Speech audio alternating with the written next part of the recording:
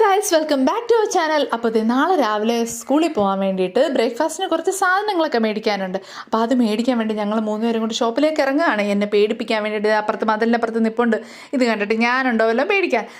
എന്തായാലും ഞങ്ങൾ മൂന്നുപേരും കൂടി പോവുകയാണ് ഷോപ്പിലോട്ട്.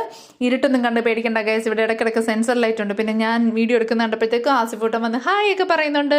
പിന്നെ ഇവിടുന്ന് ഒരു 5 മിനിറ്റ് അടുപ്പിച്ച് നടന്ന് അങ്ങോട്ട് ചെല്ലാനുള്ളൂ. അതുകൊണ്ടൊന്നും പേടിക്കാനില്ല. നാട്ടിലാണെങ്കിൽ നമ്മൾ പോവണ്ട, ഇവിടെ നമ്മൾ തന്നെ പോയേ പറ്റൂ.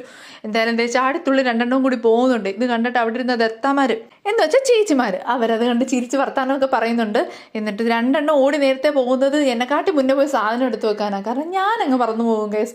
കൊച്ചിലി ആയിരുന്നപ്പോഴും ഇത് തന്നെ. എന്നോട് എന്തെങ്കിലും കടയിൽ പറഞ്ഞിട്ടാൽ ഞാൻ 100 വട്ടം പറഞ്ഞേ പോകത്തുള്ളൂ. പച്ചമുളക്, ഉള്ളി, പഞ്ചസാര ഇങ്ങനെ പറഞ്ഞേ പോകത്തുള്ളൂ.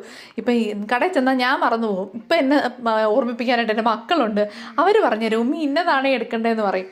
അങ്ങനെ സാധനങ്ങളൊക്കെ കുറച്ച് മേടിച്ചു. ഉള്ളി, മുട്ട, വെളിച്ചെണ്ണ, ബിസ്ക്കറ്റ് അങ്ങനെയുള്ള സാധനങ്ങളൊക്കെ മേടിച്ച് ഞങ്ങൾ തിരിച്ച് വീട്ടിലോട്ട് വരുന്നതിനിടയ്ക്ക് 2 കൂടി വഴക്ക് എന്തൊക്കെയോ പറഞ്ഞ് വഴക്കിട്ട്.